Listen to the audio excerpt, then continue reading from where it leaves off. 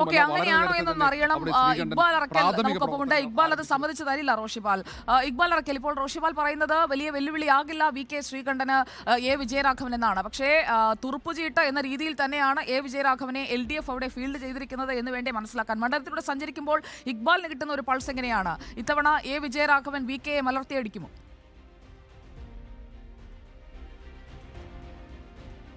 സുജിയ, 2019 ലോക്സഭാ തെരഞ്ഞെടുപ്പിൽ LDF ക്യാമ്പിന് ഏറ്റവും കൂടുതൽ തിരിച്ചടി നേരിട്ട ഒരു മണ്ഡലമാണ് പാലക്കാട്. നിരവധി വിഷയങ്ങൾ കൊണ്ടാണ് അന്ന് LDFന് ഇത്രയും വലിയൊരു തോൽവി ഉണ്ടായത്. 11,000 വോട്ടുകളുടെ ഭൂരിപക്ഷത്തിലാണ് VK ശ്രീകണ്ഠൻ ജയിച്ചതെങ്കിലും LDF ക്യാമ്പിന് അത് വലിയൊരു തിരിച്ചടിയായിരുന്നു. കാരണം വർഷങ്ങളായി LDFന്റെ മാത്രം കയ്യിലുണ്ടായിരുന്ന ഒരു മണ്ഡലമായിരുന്നു പാലക്കാട്. 2019 ശബരിമല വിഷയമാണ് ഏറ്റവും കൂടുതൽ പാലക്കാട് ചർച്ചയായത്. അത് കൃത്യമായി തന്നെ LDFന് തിരിച്ചടിയാകുന്ന ഒരു സാഹചര്യം ഉണ്ടായിരുന്നു. അതിനോടൊപ്പം തന്നെ രാഹുൽ ഗാന്ധിയുടെ ഒരു ഇഫക്റ്റ് അതും പാലക്കാട് വലിയ രീതിയിൽ CPMന് തിരിച്ചടിയാവുന്ന ഒരു സാഹചര്യം ഉണ്ടായി. ഇതിനോടൊപ്പം തന്നെ എടുത്തു പറയേണ്ട ഒരു കാര്യമാണ് 2019 പാലക്കാട് CPMനകത്തുണ്ടായിരുന്ന വിഭാഗീയത.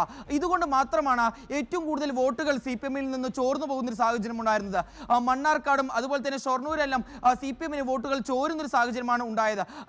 ഇത്തവണ ഈ ഒരു 2024 ലോക്സഭാ തെരഞ്ഞെടുപ്പ് നടക്കുമ്പോഴേക്കും ഈ വിഭാഗീയത പൂർണ്ണമായും ഇല്ലാതാക്കിക്കൊണ്ട് ഈ ഒരു മണ്ഡലം തിരിച്ചു പിടിക്കാൻ കഴിയുമെന്നൊരു പ്രതീക്ഷയിലാണ് CPMന്റെ സംസ്ഥാന നേതൃത്വം തന്നെ ഉള്ളത്. അതിനുവേണ്ടിയാണ് ഒരു പോളിറ്റ് ബ്യൂറോ അംഗമായിട്ടുള്ള A വിജയരാഘവനെ തന്നെ CPM പാലക്കാട്ടേക്ക് ഇറക്കിയിട്ടുള്ളത്. ഒരു പോളിറ്റ് ബ്യൂറോ അംഗം വരുമ്പോൾ യാതൊരു കാരണവശാലും ഇവിടെയുള്ള നേതാക്കൾക്ക് ഒരു വിഭാഗീയതയുടെ ഒരു പ്രവർത്തനം ഇവിടെ നടത്താൻ കഴിയില്ല. അത്തരത്തിലൊരു വിലയിരുത്തലാണ് A വിജയരാഘവനെ പാലക്കാട്ടേക്ക് എത്തിച്ചിട്ടുള്ളത്. നിലവിലെ പാലക്കാടുള്ള പ്രവർത്തനം CPMന്റെ ആണെങ്കിൽ അതേപോലെ തന്നെ LDFന്റെ ഘടകകക്ഷികളുടെ പ്രവർത്തനമാണെങ്കിൽ തന്നെ A വിജയരാഘവന് വലിയൊരു മുന്നേറ്റം നൽകുന്ന രീതിയിലാണ് ഉള്ളത്. പല മേഖലയിലും ബൂത്ത് ലെവലിൽ നിന്ന് തന്നെ LDFന്റെ നേതാക്കൾ വലിയ രീതിയിൽ വിജയരാഘവനെ വിജയിപ്പിക്കാനുള്ള ശ്രമങ്ങൾ എല്ലാം തന്നെ ആരംഭിച്ചിട്ടുണ്ട്. കഴിഞ്ഞ തവണ വോട്ട് ചോർന്നിട്ടുള്ള മണ്ണാർക്കാട് മേഖലയിൽ അവിടുത്തെ തുറുപ്പ് ചീട്ടായിട്ടുള്ള PK ശശിയെ തന്നെ മുൻനിർത്തിക്കൊണ്ട് അവിടെ പ്രചരണങ്ങൾ ആരംഭിച്ചിട്ടുണ്ട്. പട്ടാമ്പിയിലായിക്കോട്ടെ അതുപോലെ തന്നെ ഷൊർണൂരായിക്കോട്ടെ അവിടെയെല്ലാം കഴിഞ്ഞ തവണ എവിടെയൊക്കെയാണോ വോട്ട് കുറഞ്ഞത് അവിടെയെല്ലാം വലിയ രീതിയിൽ പ്രചരണം നടത്തിക്കൊണ്ട് തന്നെ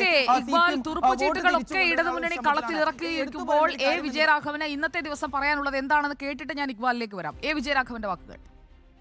നരേന്ദ്രമോദിയുടെ ഭരണ വൈകല്യങ്ങൾ, സമ്പന്നാനുകൂലമായ നിലപാടുകൾ, രാജ്യത്തെ തന്നെ ഭിന്നിപ്പിക്കുകയും വലിയ തോതിൽ വർഗീയ വിദ്വേഷം പ്രചരിപ്പിക്കുകയും ചെയ്യുന്ന വിദ്വേഷ രാഷ്ട്രീയം, ഇത് സംബന്ധിച്ചുള്ള വ്യക്തതയുള്ള നിലപാടുണ്ട് കേരളത്തിന്. കേരളം മതനിരപേക്ഷതയെ മുറുകെ പിടിക്കുന്ന ഒരു സംസ്ഥാനമാണ്. നരേന്ദ്രമോദിക്കും BJPക്കും കേരളത്തിൽ നിന്ന് ഒരു സീറ്റും കിട്ടാൻ പോകുന്നില്ല. കേരളം വലിയ തോതിൽ ഇടതുപക്ഷാനുകൂലമായ രാഷ്ട്രീയ ചായ്വ് പ്രകടിപ്പിക്കുന്ന ഒരു തെരഞ്ഞെടുപ്പാണ് ഇപ്പോൾ ഇവിടെ നടന്നുകൊണ്ടിരിക്കുന്നത്. ഇക്ബാൽ, നരേന്ദ്രമോദി വന്നുപോയി, പക്ഷേ അതൊന്നും മണ്ഡലത്തിൽ ഒരു ചലനവും ഉണ്ടാക്കില്ല എന്ന് തന്നെയാണ് A വിജയരാഘവൻ ആവർത്തിച്ച് പറഞ്ഞുകൊണ്ടിരിക്കുന്നത്. ആ ഒരു ആത്മവിശ്വാസം അദ്ദേഹത്തിന്റെ വാക്കുകളിലേക്ക് വരുമ്പോൾ ഒരു വിജയത്തിലേക്ക് എത്തുക എന്ന് പറയുന്നത് ഇടതുമുന്നണിക്ക് എത്രത്തോളം കടുപ്പം പിടിച്ച ഒരു കടമ്പയായിരിക്കും?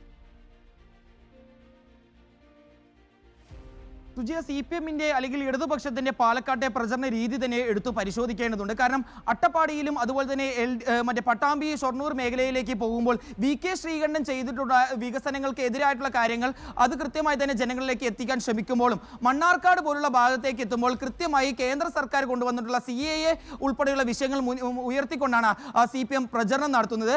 അതുകൊണ്ട് തന്നെ വലിയൊരു ഭൂരിപക്ഷം വോട്ടുകൾ ഇത്തവണ CPMന്റെ ബക്കറ്റിലേക്ക് എത്തിക്കും എന്നാണ് CPMന്റെ നേതാക്കൾ എല്ലാവരും ഉറച്ചു വിശ്വസിക്കുന്നത്. 2019